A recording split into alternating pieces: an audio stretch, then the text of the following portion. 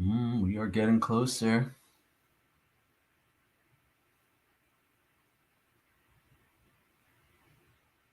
I see people entering the room. Appreciate everybody coming. More people are entering. Just giving it some time. Let some more people come in.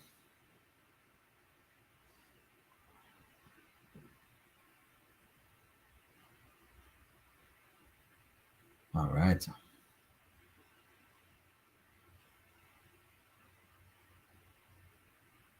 Fantastic, fantastic.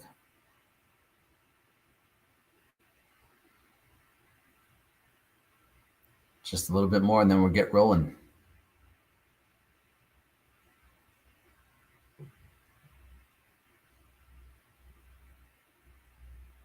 There we go. Okay. Welcome, everybody, and thank you very much for joining me on this juicy class. We're going to talk about coordinating your TSP with your other investments. And this is a very practical class. It makes people a lot of money, a lot of money. This is the stuff that I help my clients with, and I'm giving it to you guys for free. But let me just remind you, these classes do not happen in a vacuum. They happen because I have people who are supporting me, namely my clients and my members. So if you know somebody who's a client or a member, go give them a hug from me. And if you would like to become a client or a member, I'll talk about that at the end of today's webinar. So let us dive in to coordinating your TSP with your other investments. The starting point of coordinating your TSP with your other investments is you have to identify the goals of your investments. Your TSP is a retirement account, and it's probably earmarked for retirement purposes. You may have other investments, but are those other investments also earmarked for retirement, or do they have other purposes to them? We have to know what the goals are of your various accounts. So, for example, if you have a bank account, that may be for some rainy day, short-term liquid money, just in case something pops up. We're not going to try to coordinate your bank account, your rainy day fund, with your thrift savings plan because they have completely different goals. The same thing if you're planning on buying a new car or buying a new house, or you need money for a short-term purchase. So that is very different than your TSP, which is long-term money for retirement in the future. So we may not need to coordinate your short-term money with your long-term money either. Also with college. So college, again, has a different goal than your retirement. So it could very well be that your retirement funds are not going to be coordinated with your TSP. So you may have some funds that you're not going to coordinate very simply because they have completely different goals. What I want to focus on in today's class is coordinating your money that you're going to be using in retirement. You may have various accounts that are set aside for use in retirement. I want to coordinate those accounts with each other. So primarily you have your TSP and you also have your other accounts. And we'll talk about the various other accounts you may have. Now, there are some accounts that you may have that you don't have to coordinate with your TSP. You could very simply combine them with your TSP. Forget coordination for just a second. Just combine it with your TSP. Now, whether you should combine them or shouldn't combine them, that's a very good conversation. Maybe we'll have some time towards the end of class to talk about whether you should and shouldn't. Okay. But let me just mention, there are some accounts that you could combine with your TSP. Namely, if you have any employer retirement plan. So if you have a 401k or a 403b or a 457 plan, those types of plans could be combined with your TSP, whether it's Roth, whether it's traditional, you could roll that into your TSP. Also, if you have traditional IRAs, those could be combined with your TSP as well. So again, instead of having coordinate these things with your TSP, you could just combine, consolidate, and then do everything in one place. It makes it very, very easy. There are some accounts that you cannot combine with your TSP. So for example, Roth IRAs. If anybody here has a Roth IRA, you cannot roll a Roth IRA into your TSP. Also, if you have non-retirement accounts, so any account that is not a retirement account, not a qualified retirement account, so that cannot be combined with your TSP, those have to remain separate. So if you have these accounts that are separate from your TSP, now we have to talk about how to coordinate those accounts with your TSP. Again, assuming that they are all for the same purpose of being used in retirement. If you have a different purpose for those monies, we might not be able to coordinate them because they have a completely different goal, a completely different function. But we're talking about the money that is long-term money, and you're probably going to be using this money for retirement, whether it's in a retirement account or whether it's in a non-retirement account, but you plan on using the money in retirement. Now, let me just mention something. Even money that you have outside your TSP, you could easily coordinate that money with your TSP because every fund in the TSP you could duplicate outside the TSP. As you can see on this slide over here, every fund in the TSP is available outside the TSP with one exception, the G fund. The G fund is an exceptional fund. It defies the laws of finance. I'm not going to get into that today. But the other funds, for example, the C fund. The C fund is the S&P 500. Please tell me, is the S&P 500 only available for TSP investors? No, anybody could have an S&P 500 outside their TSP. So my point is as follows. If you really wanted to coordinate your outside money with your TSP, you could actually invest your outside money just like you do your TSP. Every fund in the TSP is available outside the TSP, except for the G fund. And by the way, I'll throw in a parenthetical note. Every fund other than the G fund, every other fund in the TSP, you could get outside the TSP for cheaper and with greater flexibility.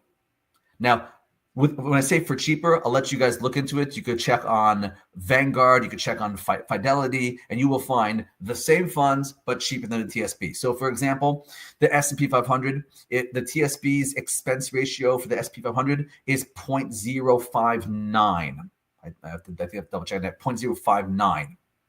So that is very, very low. That means you're not paying 1%. You're not even paying 0.5%. You're paying half of 0.5%, 0.059. Very, very low. Granted.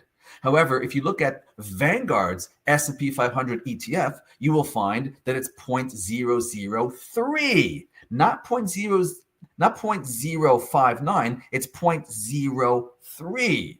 So it's almost half of the cost of your S&P 500 in the TSP. And the same thing with the other funds. You could check out Fidelity. Fidelity has some zero fee funds. So basically everything you could do in a TSP, you could do outside the TSP, and you can even do it cheaper outside the TSP. And as we will see later on, you could do with more flexibility than you have inside the TSP. But nonetheless, my point over here is that if you wanted to, you could invest your outside money exactly like you invest your inside money. So it should be pretty easy for us to coordinate outside investments with your TSP. Okay. Now, I will mention that there are some funds that you can't combine with your TSP. One of those funds that you cannot combine with your TSP are these non-retirement accounts. There's another name for non-retirement accounts. They're called non-qualified accounts. Has anybody here ever heard of these things, non-qualified accounts? I'm sure you've heard of Roth. I'm sure you've heard of traditional. However, there's an additional category called non-qualified, or some people call them taxable. They're non-retirement funds that are in taxable accounts, okay? Now, these accounts, they have many advantages, and a lot of the advantages are tax advantages. And if you understand the taxation of these accounts, that'll help us coordinate them with the TSP. These accounts get taxed very differently, and because they get taxed differently, we may want to approach them from a different angle when we are coordinating them with our TSP. So I have on this slide right here, there are many benefits of non-qualified accounts, and I have 5 bullet points on this slide. Before I get into the benefits, let's just be very clear. What exactly is a non-qualified or a taxable account? So first of all, everybody here has a taxable account, has a non-qualified account. You may not have known this, but everybody here has a non-qualified account. For example, does everybody here have a bank account? Yes, that's right. Your bank account is a non-qualified account. But it's not just limited to bank accounts. It's any investment that is not in a retirement account. Does anybody here have any investments that are not in a retirement account? If you do, those investments are likely in a non-qualified account. In fact, your greatest asset is a non-qualified asset. Does anybody know what I'm talking about? Your house. Your house is a non-qualified asset. Non-qualified assets enjoy many benefits. And again, I have on this slide 5 benefits. The first benefit is a convenience. You can access your non-qualified money penalty-free anytime. You don't have to wait until the magic age of 59 and a half. As opposed to your retirement accounts, for example, your TSP or your IRAs, you cannot touch those accounts before the age of 59 and a half. There are some exceptions where you could, but in general, 59 and a half. If you touch it before 59 and a half, they slap you with an early access penalty, 10% penalty. The penalty finally goes away when you reach the age of 59 and a half. Why? Why all of a sudden does it go away at 59 and a half? What happens at 59 and a half? Well, that's when you're old enough and mature enough to handle your own money. You know how kids can be with their money. They finally trust you. So that's a convenience, okay? Your non-qualified money, you can access anytime, as opposed to your TSP, you have to wait till 59 and a half. Now, that's actually going to be very, very important when a person is trying to coordinate their accounts. If you're going to be retiring before the age of 59, you cannot access an IRA before 59 and a half. Your TSP, there is an exception where you could access your TSP before 59 and a half. But my point is that if you are going to be retiring before 59 and a half and you need access to your money, you need to look at which accounts can you access, which accounts can you not access. That is one point to keep in mind when we are coordinating your accounts. Now let's go through the next 4 bullet points. The next 4 are advanced tax planning concepts. These are amazing concepts, and this is where a lot of money is made, so pay close attention. So non-qualified accounts enjoy favorable long-term capital gains tax treatment. Have you guys ever heard of that concept, long-term capital gains? So you may have noticed your investment income does not get taxed the same. Some of your investment income gets taxed as ordinary income. Some of your investment income gets taxed as short-term capital gains. Some of your investment income gets taxed as long-term capital gains. Now, before we get into a short-term versus long-term capital gain, can someone please define for me, what is a capital gain? Does anybody even know? What does that even mean, a capital gain? So a capital gain is the realized appreciation of an asset. If I have an asset that has appreciated and I realize that appreciation, I have then realized a gain. So let me give you guys some examples. Okay. So imagine I purchased an asset, a stock, or whatever the asset may be. I purchased it for $20 a share. And then a while later, it was worth $25 a share, and I sold it. So now I have $25 in my hand. Do I pay taxes on all $25? No, I only pay taxes on the $5 capital gain. Okay, very, very good. Does anybody here know what capital losses are? Oh, a little bit too well, don't we? Don't we? So let's give an example. Let's say I bought a stock for $20 a share, and then it dropped in value. It's worth $17 a share, and I sell it at $17 a share. By the way, if I don't sell it, it's not a loss. It's not a loss until I sell it. It's not a gain until I sell it either, but it's not a loss until I sell it. Okay, that's a very, very important concept for everyone to keep in mind. It's not a loss until you sell it. I'll take a survey over here. Has anybody in this class, well, let me start again. Do you guys remember 2022, last year, 2022? Do you remember how the stock market did last year? Pretty rough year in the stock market, right? The S&P 500 was down like 18% last year. Let me just take a quick survey. Did anybody here lose money in the stock market last year? And the answer is no. Nobody lost money unless you sold. If you sold, then you, in fact, realized the loss. But if you did not sell, so then it's not a loss. That's a very important concept. Really, really good for us to keep that in mind. Okay, but as you guys can see over here, if a person sold it for $17 a share, then they realized the capital loss of $3.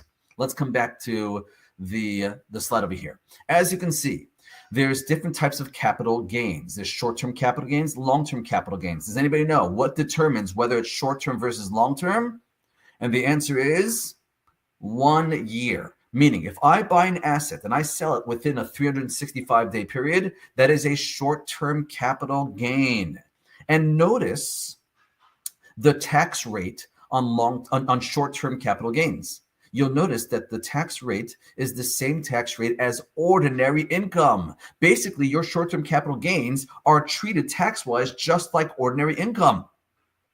And you know what? That makes a lot of sense, because if you're buying and selling on the short term, you know what the IRS calls that? A job. It may not be a full-time job. It may be a part-time job, but nonetheless, this is a job. It's making you short-term money, and that money gets treated as ordinary income, or gets taxed with the same tax rate as ordinary income. That's if you buy an asset and you sell it within 365 days. However, if you buy an asset and wait 366 days or more and then you sell it, so then it's not a short-term capital gain, then it's a long-term capital gain. And look at the tax treatment of these long-term capital gains. Very attractive, aren't they, huh? That's right. But that favorable tax treatment is reserved only for the long-term investor, the people who are investing for the long term. Now, is anybody here investing for the long term? Well, hello, Stefan. We're investing in our TSP, and we've been investing in the TSP for decades. As such, you are the poster children of long-term investing, and you should certainly be entitled to these long-term capital gains treatment. But did they tell you how the money in your TSP gets taxed? They didn't tell you how the money in your TSP gets taxed? Oh my goodness. The money that you pull out of your traditional TSP, how does that get taxed? Does that get taxed as long-term capital gains? No, it gets taxed as ordinary income. Any money that you pull out of your traditional TSP gets taxed as ordinary income. But 1 second, Stefan, I'm a long-term investor. If I don't get the long-term capital gains treatment, then who is the long-term investor that enjoys the long-term capital gains treatment? And the answer is those who have their long-term capital gains in their non-qualified accounts. So anybody here who has non-qualified accounts, and again, when I say non-qualified, I basically mean an account that is not a retirement account. If you have any investments that are not in retirement accounts, so those will enjoy long-term capital gains treatment. But, and this is the important but, you'll only enjoy long-term capital gains treatment if you use instruments that have long-term capital gains. Meaning there are some instruments, for example, like bonds. Bonds pay you interest. Those interests are not long-term capital gains. Interest is ordinary income. So if your bonds provide you interest payments, you're not going to enjoy long-term capital gains treatment. Even your bank accounts that provide you interest payments, you're not going to get long-term capital gains treatment. In order to have long-term capital gains treatment, you have to have long-term capital gains. Even dividends are not considered long-term capital gains. Now, there's something called a qualified dividend. So if you have qualified dividends, they will have a similar tax treatment. Okay, qualified dividends, not non-qualified dividends.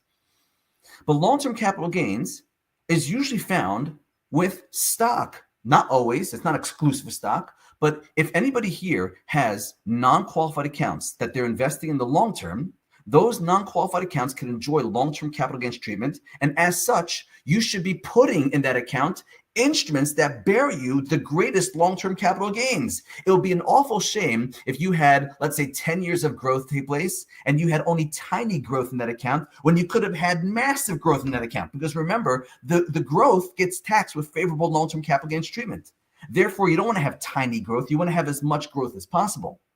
Let's keep that in mind, that in our non-qualified accounts, we want to have instruments that provide as much growth as possible, because remember, any growth If it's long-term capital, if it's long-term growth, that growth gets long-term capital gains treatment. So we don't want to have tiny growth. We don't have as much growth as possible because the tax on that growth is favorable. It's a very, very low rate of taxation. Okay, so that is one thing to keep in mind. There's another thing to keep in mind. Your non-qualified accounts have no RMDs, no required minimum distributions, as opposed to your TSP, as opposed to your IRA or 401k, you're going to have mandatory distributions. That is right, mandatory distributions. So that means you have your TSP with mandatory distributions. You have your non-qualified that does not have mandatory distributions. Now let's think about this. I have two accounts, one with mandatory distributions, one without mandatory distributions. Can anybody guess which one of those two accounts can tolerate volatility better? You guys know what volatility means, right?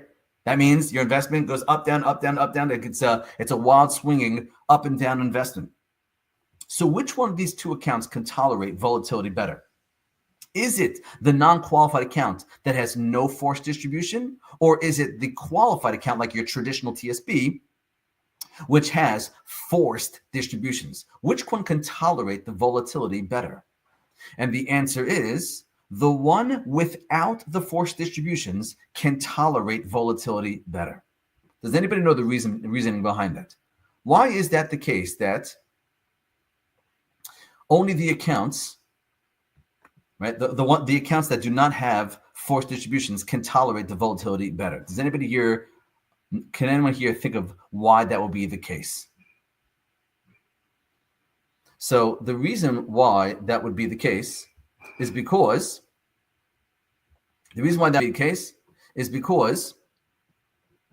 the account that does not have forced distributions, you could wait out the volatility. Meaning if the investment ever goes down, no one's going to force you to liquidate it while it's down. You can let it recover and come back up. As opposed to your traditional TSP and traditional IRA, they have forced distributions. So if the market is down and you have to take a forced distribution, you don't have the luxury of letting it recover. For example, last year, 2022, was a very rough year in the market.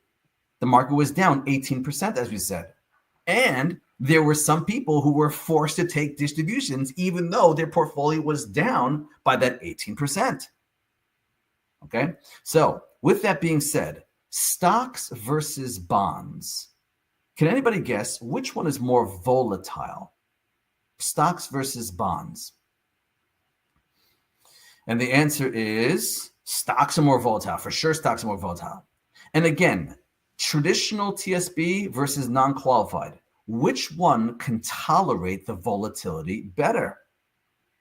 So the non-qualified can tolerate the volatility better because the non-qualified has no mandatory distributions. That means it could just wait out the ups and downs and no one's going to force you to liquidate while it's down. So putting those two thoughts together, the volatile stock should be put into the account that could tolerate the volatility. So this is a good argument to make that if you're going to have non-qualified investments, your non-qualified investments should be stock laden. And I've given you thus far two reasons why your non-qualified account should be stock laden. Number one is because, remember, the non-qualified accounts enjoy the favorable long-term capital gains tax treatment. And stocks are prone to gains. They have much greater gains, typically, historically, than bonds, for example. So if you're going to have a non-qualified account where the gains are treated favorably, you might as well have your largest gaining your largest gaining instruments in those accounts, which are stocks. Stocks have typically, historically, greater gains than bonds. That's one reason why your non-qualified account should have stock in it. There's another reason, because if there's ever a downturn, no one's forcing you to liquidate. There's no mandatory distributions. So that means that the non-qualified account could tolerate volatility. So the non-qualified account has favorable treatment on the gains, and the non-qualified account has no mandatory distributions. Therefore, you should have stock in your non-qualified accounts.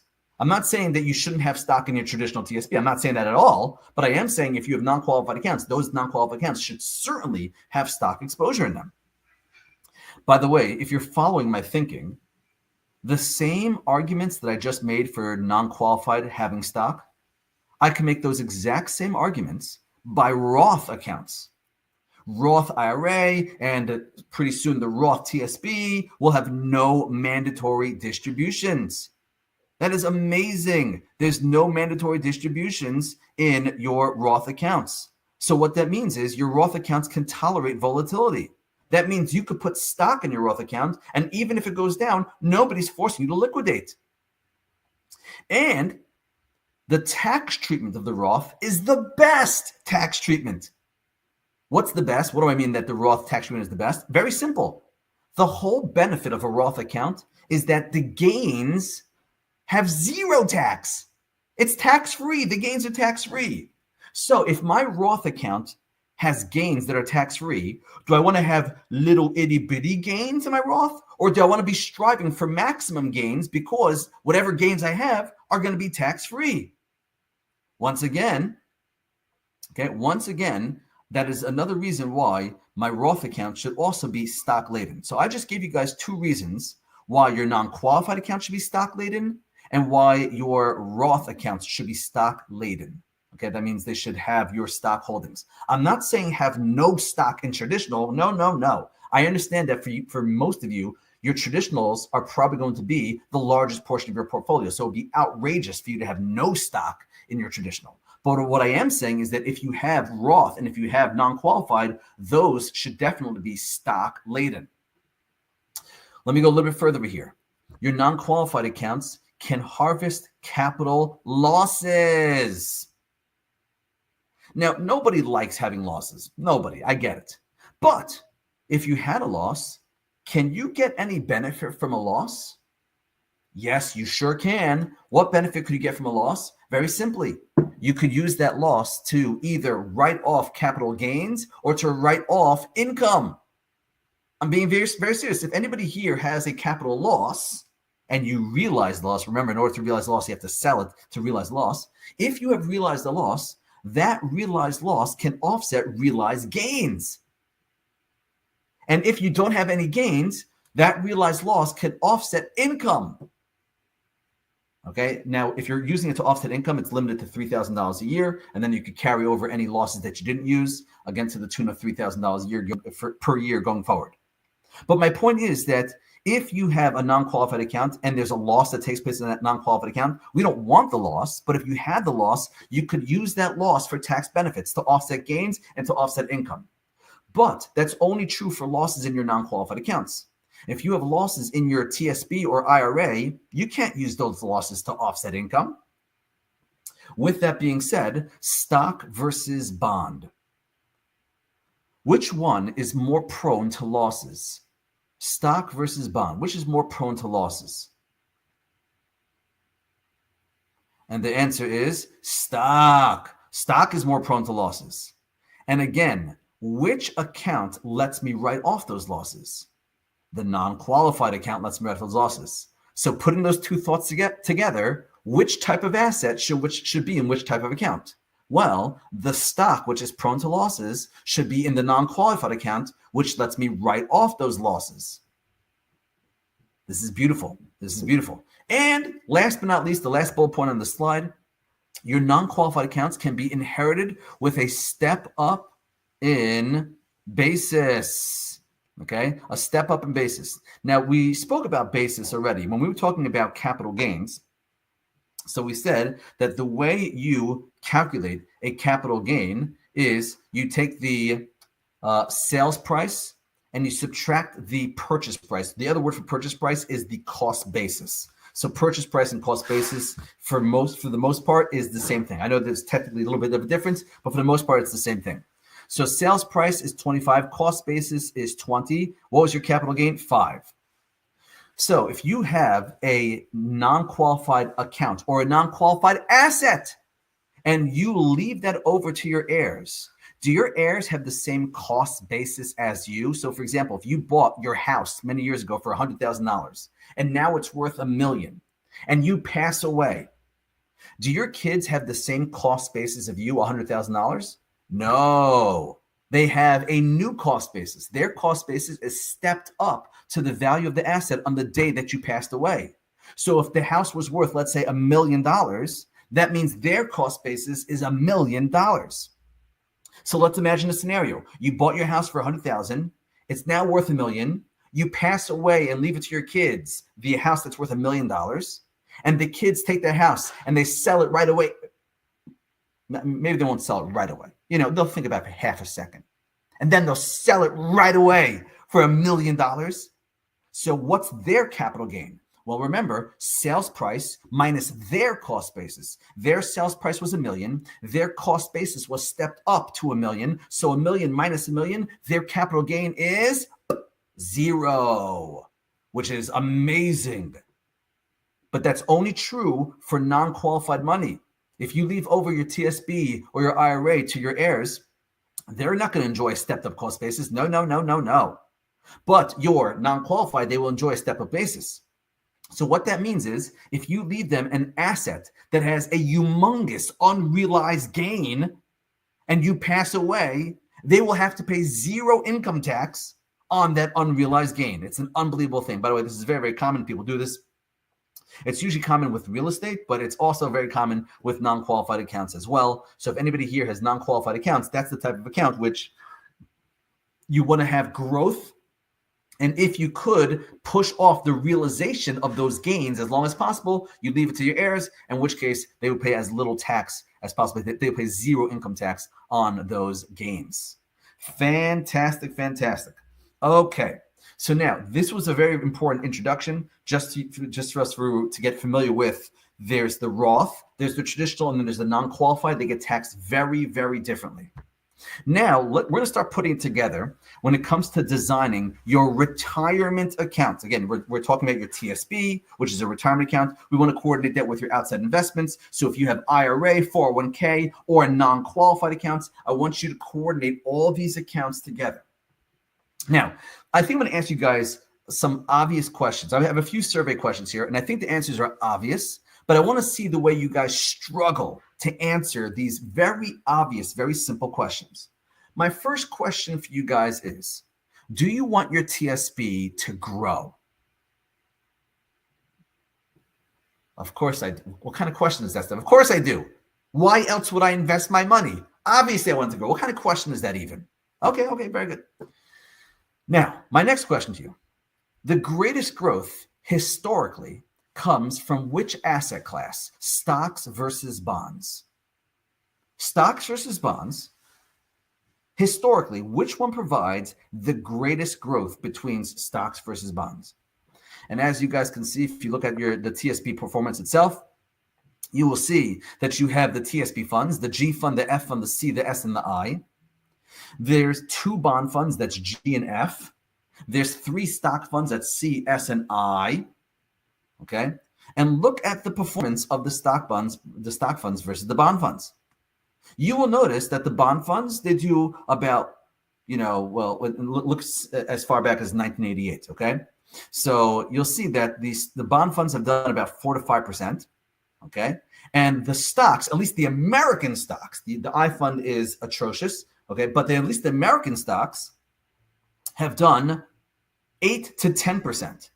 So again, bonds about 4 to 5, stocks 8 to 10. What we're seeing over here is that historically, the stocks usually double bond performance, usually double. So once again, the greatest growth comes from stocks, American stocks, historically speaking. Okay, so let's approach those 2 questions again. Do you want your TSP to grow? Of course you do. And the greatest growth historically comes from what? Stocks versus bonds. And the answer is, as you can see, historically, stocks. Stocks provide the greatest growth. So let's put those 2 thoughts together.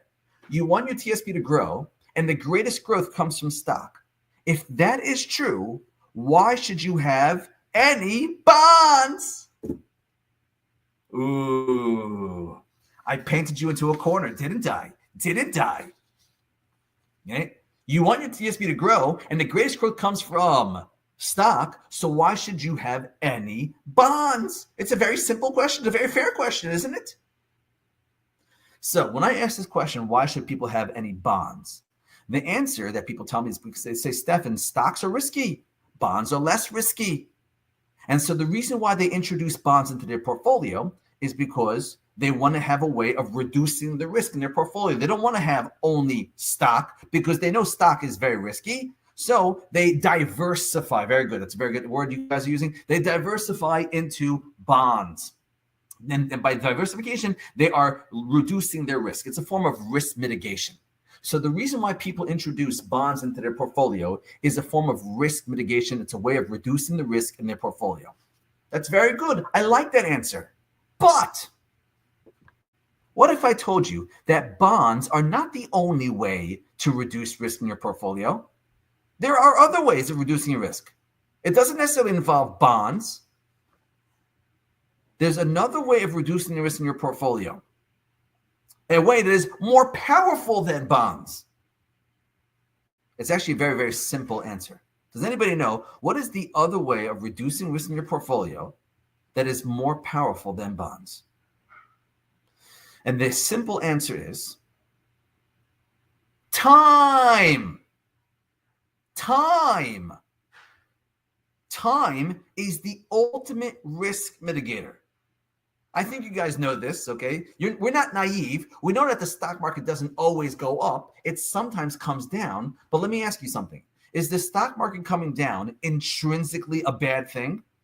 Okay. And the answer is no. It's only a problem if you needed that money right then when it was down. But let's say you didn't need that money right then. Let's say you were able to give it time. Then was it so bad? Okay, I'll give you guys a great example. Does anybody remember coronavirus, right? COVID-19. So in March and April of 2020, the stock market dropped 33% in a 6-week period of time. Very scary stuff. 33% in a 6-week period of time. That is super petrifying. Please tell me, how did that 33% drop affect your portfolio by the end of 2020? Remember, it dropped 33%. That means that your stock market was down 33% March, April of the year 2020. By the end of 2020, if you guys see this slide right in front of you, look at the C fund. The C fund at the end of 2020 was up 18%. The S fund was up 31%. So please tell me, how did that 33% drop in the market impact your portfolio? And the answer is, it didn't. It didn't, unless you didn't give the time, unless you sold. If you sold, meaning that you didn't give it the time, then it would have been detrimental. But because you gave it the time, because you didn't sell, it actually wasn't that bad. Yes, it felt uncomfortable. I didn't want it to happen. But you know what? When it comes down, it eventually comes back up. It just needs time. It just needs time. So the question I have for you guys is, how much time? Okay, I understand you, Stefan, that you're saying that time is a way of reducing risk in your portfolio, and I'll show you the numbers to support that statement, okay? But how much time? How much time is needed to reduce the risk in your portfolio? So let's ask you from a different angle. When the stock market goes down, how much time does it need for it to recover its losses? So I had this illustration over here that there have been downturns. There's definitely have been bear markets in the stock market. Of course, nobody's going to deny that. How long are the bear markets? How long do they last for? So if you guys see on this illustration over here, you'll notice that there are some bear markets that last for a few months and some bear markets that last for a few years. So for example, Great Depression, we're talking about 3 years. Great Recession, it went down for about 1.3 years. It probably took a little bit of time to come back up, but usually by 3 years, you will have recovered your losses, usually by 3 years, okay? Usually, again, it's not guaranteed, but usually by 3 years, you would have recovered your losses, okay? That's good knowledge to know, but let me share with you some more data on this. Once again, this is the S&P 500, and I'm showing you guys how using more time will reduce the risk in your portfolio. So here's the S&P 500 from the year 1926 to 2019. Remember, the S&P 500 is the C fund. This is 1926 to 2019. This period of time includes the Great Depression, the Great Recession, the dot-com bust, the savings and loan crisis, World War II. It even includes that period in the beginning of the 80s. Do you guys see that little dip in the market? It's not in the orange territory. It's in the blue territory, but you'll notice a steep dip in the blue territory at the beginning of the 1980s. Does anybody remember what happened at the beginning of the 80s? So we had the Carter inflation years. You definitely heard about this. You definitely heard about people who had mortgages with 16% interest rates. You definitely heard about that, okay? So that was super high inflationary environment. Hey, do you think that'll ever happen again? Oh my. Well, anyhow, so this period of time, 1926 to 2019, let's show you how giving more time reduces the risk in your portfolio. So you can hold on to the S&P 500, the C fund, for different durations of time, okay? Different durations of time. How much time? So we could study different denominations. So for example, you can have a 1 year, a 3 year, a 5 year, a 10 year, a 20 year. Let's watch how when you give it more time, your chances of losing money drops. So if you have a 1 year holding period, there were 94 1-year periods between 1926 and 2019. Of those 94, how many of them yielded you a loss? 25 out of 94. 25 out of 94. Okay, 25 out of 94. If you do the math, that is a close to 27% chance. Okay, so what that means is there anybody here who has the C fund in their TSP? Even a little bit of C fund, even a tiny bit of C fund? Well, whoever has C fund in their TSP, just be aware that on a 1 year basis, you would have lost money 27% of the time. That's just historical facts. This is the data. 27% of the time, okay, you would have lost money. Okay, fine, fantastic. But that's if you only give it 1 year. What about if you give it more time? Let's say you give it 3 years or 5 years or 10 years or 20 years. Let's look at a 20-year horizon, for example. On a 20-year horizon, you will see that you will have never lost money on a 20-year horizon. On a 10-year horizon, you will see that there were 85 10-year periods, and of the 85, 3 of them yielded a loss. So if you do the math, 3 divided by 85, that's a 3.5% chance of losing money. 3.5. So let's keep this in mind. If you held on to the S&P 500 for just 1 year, you'd have a 27% chance of losing money. What happens to your chance of losing money when you give it more time, for example, 10 years? So your chance of losing goes from 27 down to 3.5. What I'm trying to show you here with this data is that when you give it more time, you are literally reducing the risk in your portfolio. This idea of time being a risk mitigator is not some cutesy, play on words. No, the way we measure risk is risk over time.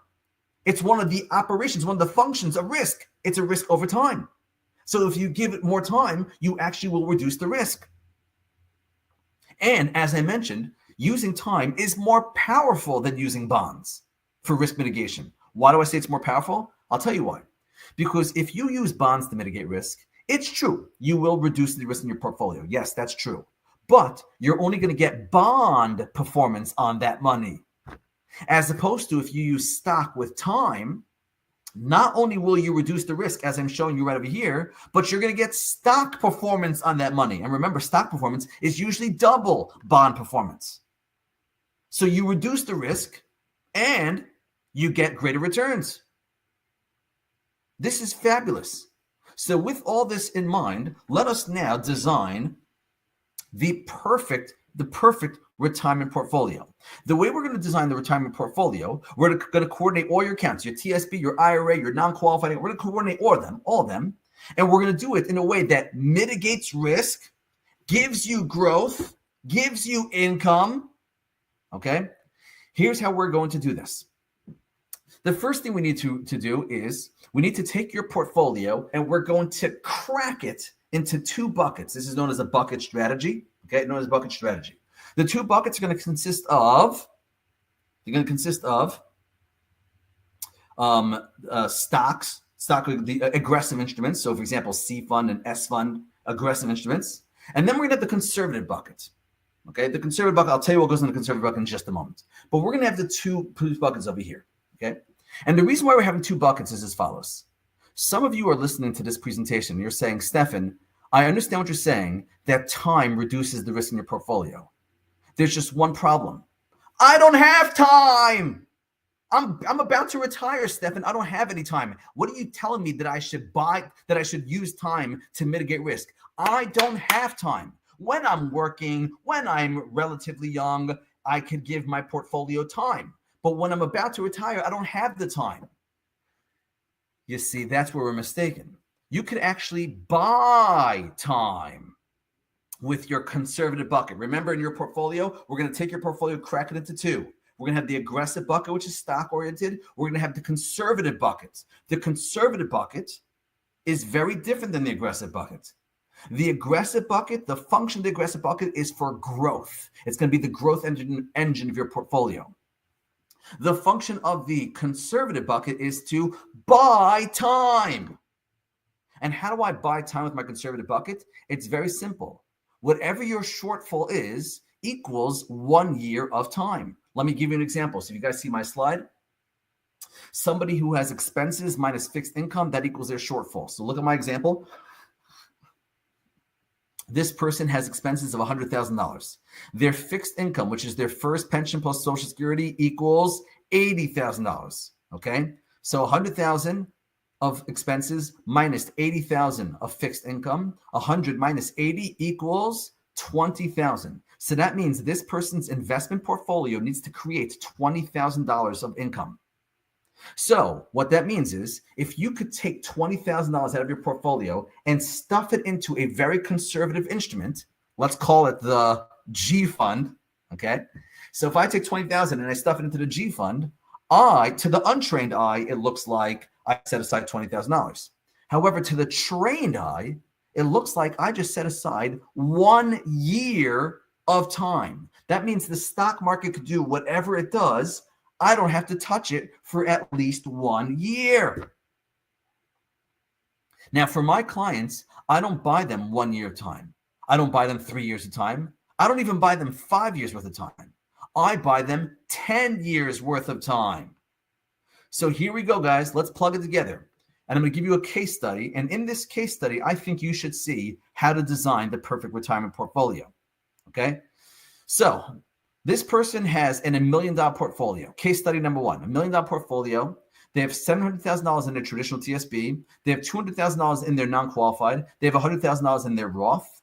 And they have a shortfall of $20,000. That means their investments need to produce $20,000. So how should we design this portfolio? How would you coordinate the TSP with the non-qualified and the Roth? How should we do that?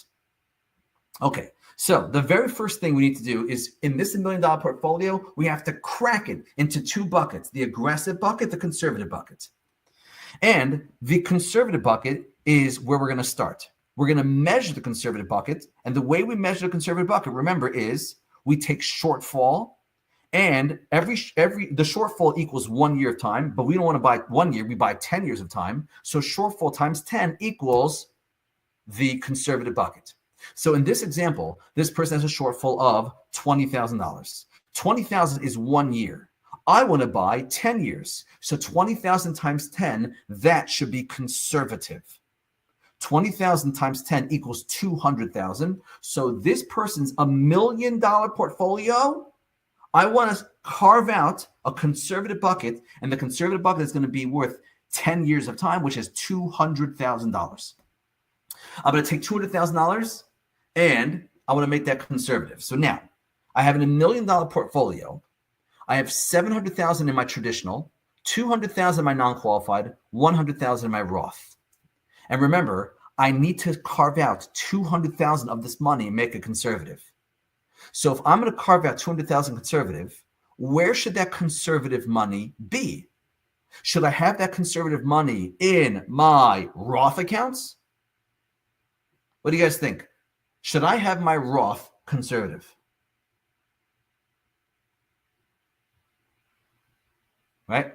And the answer is no, I don't want my Roth conservative. I want my Roth aggressive. I want my Roth to be growth oriented. And there were two reasons why I said I want my Roth to be growth oriented.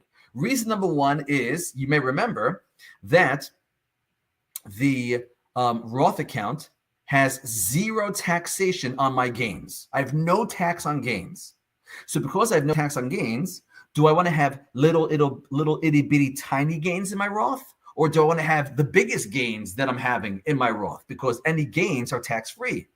So I want to have the biggest gains in my Roth. And again, stocks provide the greatest growth. The bonds don't provide the greatest growth. I don't want to have bonds in my Roth. I want to have stock in my Roth because I want to have the most gains, and the gains are going to be tax free. There was another reason why my Roth is going to be aggressive and not conservative, because my Roth has no mandatory distributions. That means I could put it in stock, and even if the stock is volatile, nobody's going to force me to sell it when the market is down. My Roth has a high tolerance, a high threshold for volatility, because nobody's going to force me to liquidate it when it's down. So the stock, which is volatile, should be put into the accounts that could tolerate the volatility. So my Roth is not going to be conservative. It's going to be aggressive. The same arguments apply to my non-qualified accounts. Do I want my non-qualified account to be conservative? No, I want my non-qualified account to be aggressive. Why? For the same two reasons. Number one, the gains have favorable long-term capital gains treatment. So I don't want to have little itty bitty gains with bonds or G fund. I want to have the maximum gains because my gains get favorable tax treatment.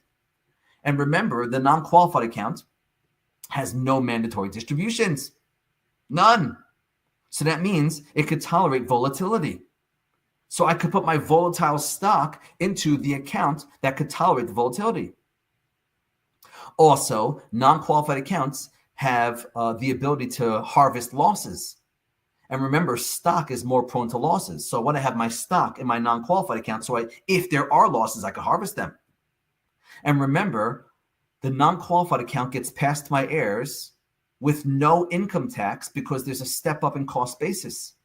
So I want to have as much unrealized gains in my non-qualified account as I can. This way I pass it along tax-free to my heirs. And again, stocks are prone to gains. They have the greatest gains. So I want to have those gain instruments in my non-qualified accounts. So again, I want to have $200,000 conservative in this case study. 200,000 conservative. But where should the conservative be? Should a conservative be in my Roth? No. Should a conservative be in my non-qualified? No. Should a conservative be in my traditional? Yes. Yes. So I'm going to have my conservative bucket in my traditional. But one second. My conservative bucket only needs to be 200,000. My traditional is 500,000. My traditional is 700,000. Do I need all $700,000 to be conservative? No, all I need is 200,000 conservative. So that means that in my traditional account, I'm going to have 200,000 conservative, and the other 500,000 will be aggressive. Now, this is where the TSP is going to be problematic in retirement. It's not going to be problematic now while you're working, but it will be problematic in retirement. Because if you have your TSP with both aggressive and conservative money, can you select which one of those monies gets dispersed when you make a distribution? Can you say, only give me my conservative, do not give me my aggressive? Only give me my G fund, do not give me my C fund. Can you make such a request from your TSP? No, you cannot. No, you cannot. Okay, so that's going to be an issue in the TSP. That's why when you retire, you may want to look for your IRAs to help you out, because your TSP is going to send you pro rata from all your accounts. You cannot specify aggressive bucket, conservative buckets. And also remember, everything you can do in your TSP, you can do outside the TSP for cheaper and greater flexibility. So that's not a problem at all. Okay, but back on track over here. This person should have $200,000 in their G fund, in their traditional TSP, $200,000 in their G fund. Everything else should be aggressive. Everything else in their traditional, everything else in their non-qualified, everything else in their Roth should be aggressive. And when I say aggressive, I'll spill the beans a little bit. It means stock, and it's going to be American stock, the C fund, and the S fund. Okay? and I'll spill the beans a little bit more. I typically recommend for your aggressive bucket, you should have 80% C fund, 20% S fund. I'm spilling the beans tremendously over here. Okay. That's what you get for attending my webinars. You're able to hear how I design my portfolios. Okay. But nonetheless, the aggressive bucket is going to be aggressive, stock oriented, and it's going to be 80% in a C fund, which is like an S&P 500 equivalent, and 20% in an S fund, which is going to be the Dow Jones Total Stock Market Completion Index. Okay, the market completion index. So according to what I'm saying over here, if you want to coordinate your TSP with your outside investments, we need to know where's your aggressive money going to be, where's your conservative money to be. Your aggressive money is going to be in your Roth and your non-qualified, and it's going to be everything else in your traditional that's not included in the conservative. The conservative bucket is going to be G fund, not F fund, because the F fund could lose money, which means it lose time. It's going to be G fund, and it's going to be in the traditional. Okay? That's the way you would design a retirement portfolio. Now, I'm actually surprised nobody here has asked me the question yet. Stefan, I understand that I'm supposed to set aside a conservative bucket, and the conservative bucket is supposed to buy me time. So the way I measure time is I take shortfall, and I multiply the shortfall by 10 years, and that equals my conservative bucket. But Stefan, what if I have no shortfall?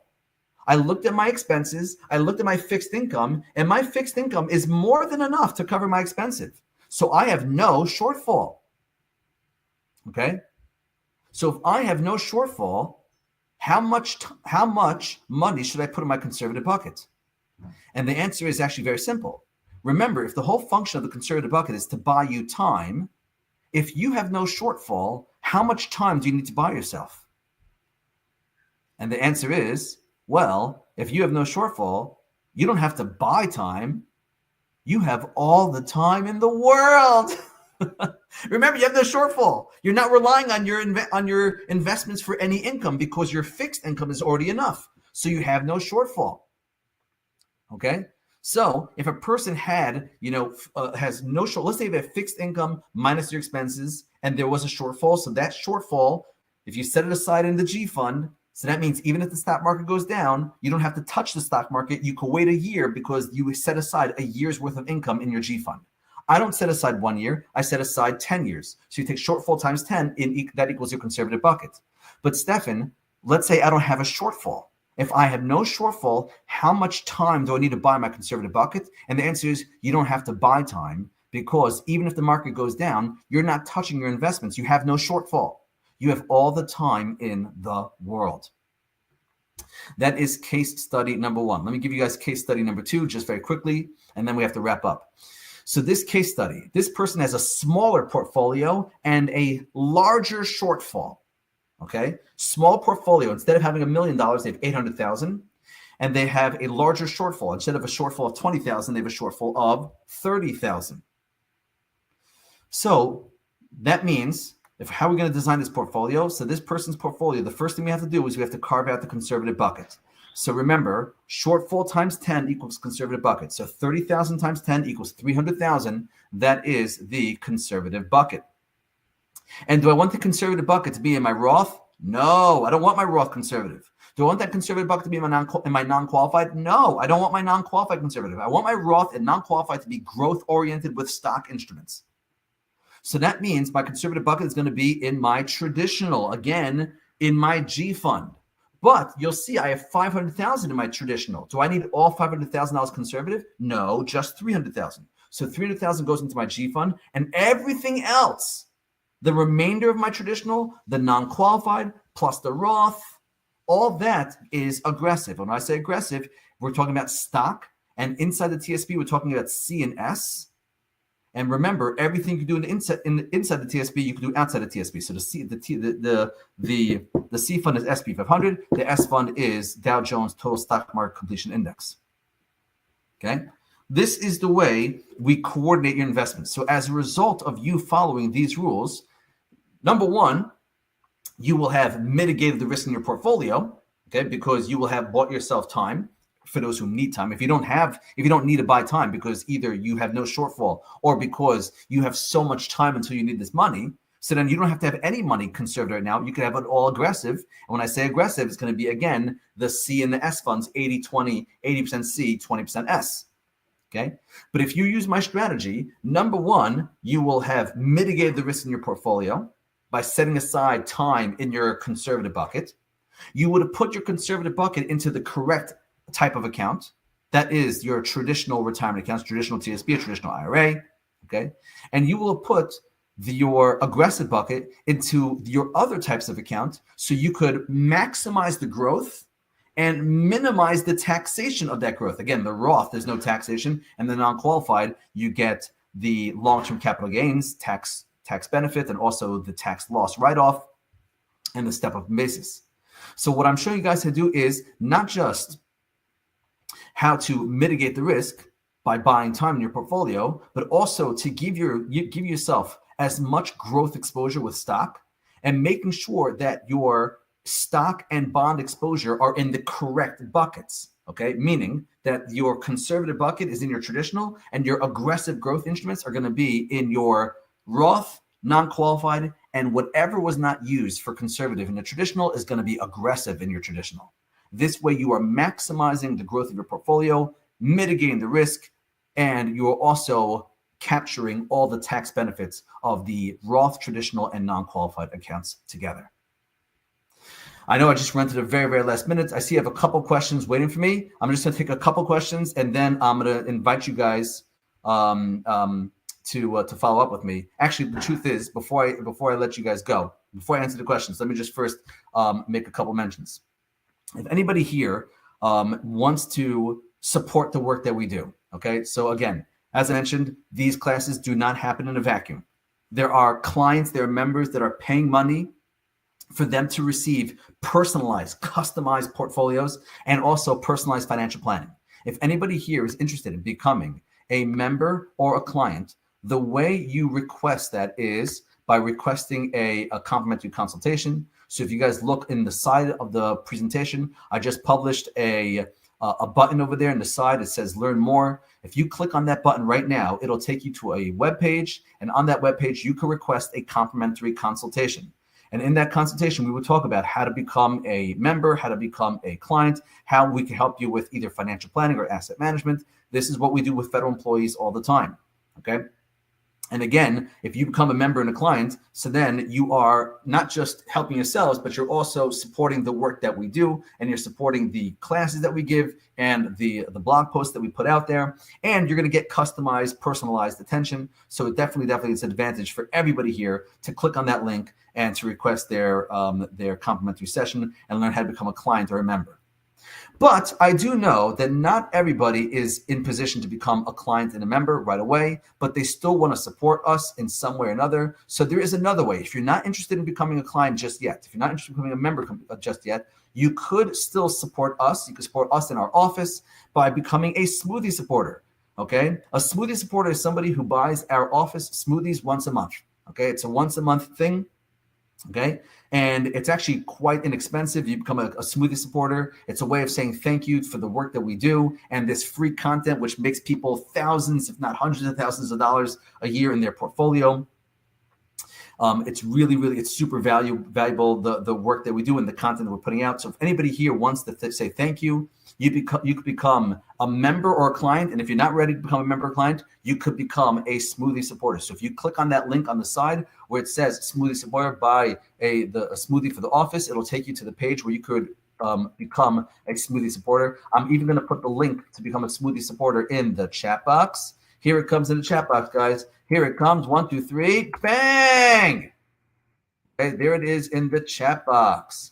Okay, so whoever wants to become a smoothie supporter, you could start that right now, and you could click on that button in the side, or you could click on the link that I just shared in the chat box, and you could become a smoothie supporter right away.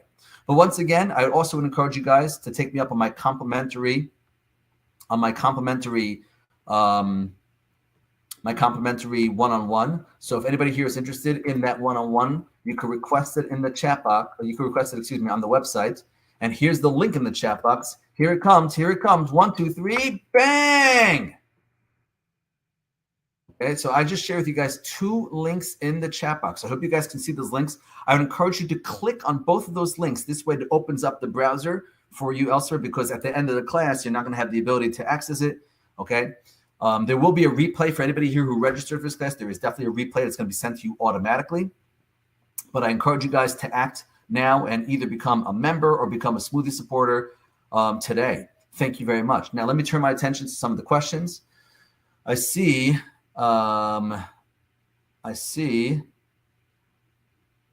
Okay. Fantastic. So Randy is just pointing out that the net inflation returns of stock are much higher than the net inflation returns of bonds. That is correct, Randy. Good observation.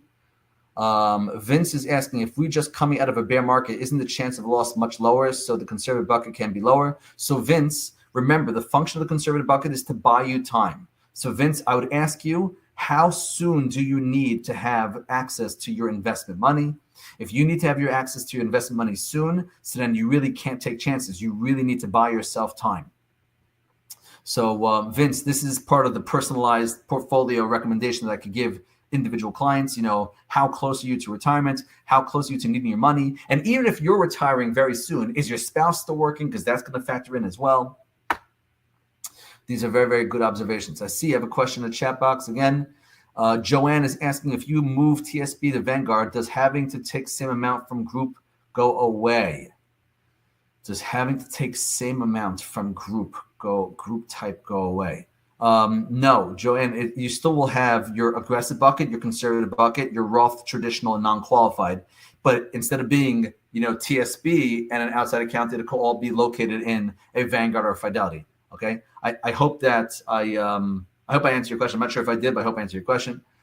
Stefan is asking, any reason we should not keep rainy day money in a long-term account, example TSB, so borrow against it as needed? So Stefan, just remember that if you put in your TSB, you're going to have to request a TSB loan, which is not a big deal, but you might not need to have that money in the TSB, because if you borrow from your TSB, just understand it's going to be removed from investing in the stock market. You're not going to be having the stock market worth that money. I would say, instead of borrowing that money from your TSB, maybe you could borrow it from your credit card or from your home equity. If you're looking to borrow money, there are other places you could borrow that money from. You don't necessarily have to borrow it from any of your investments. Okay, so it's a good observation. And Stefan, I hear where you're going with that. You're saying that, let's say I want to have my short-term rainy day money included in my overall portfolio. I'm totally fine with that, but the issue is, where are you getting that money in a pinch? Are you going to end up borrowing it? If you're going to borrow it, I'd rather you not borrow from your TSB. I'd rather you borrow it from your credit card or your equity in your home, as opposed to borrowing your TSB. So essentially, Stefan, what you're saying is that maybe my rainy day funds don't have to be outside the TSB. They could just be, maybe my rainy day funds, instead of being in cash in my bank, they could be in my credit card. That is a possibility. Okay, fantastic. I'm going way overboard here. I want to thank you guys for joining me in this class. I hope that this was beneficial to you. I'm sorry for going overboard. But once again, let me remind you that you should become a member or a supporter in one shape or form, one way or another. Okay, so click on those links right now. You can request your complimentary one-on-one session, and you can also become a Smoothie supporter right away. You will be providing smoothies to our office, and everybody here is very, very grateful. Okay, and I see somebody ask me a question. If I become a Smoothie supporter, how do I turn it off? So there is a request to cancel, and you could request to cancel and turn it off. That is something that people have done. They've been a Smoothie supporter for 1 month, 2 months, 3 months, and then afterwards they don't want to be a recurring Smoothie supporter. That's totally fine as well. Okay, just request to cancel, and it gets canceled. Fantastic. Really appreciate you guys joining me. And I wish you blessing and success.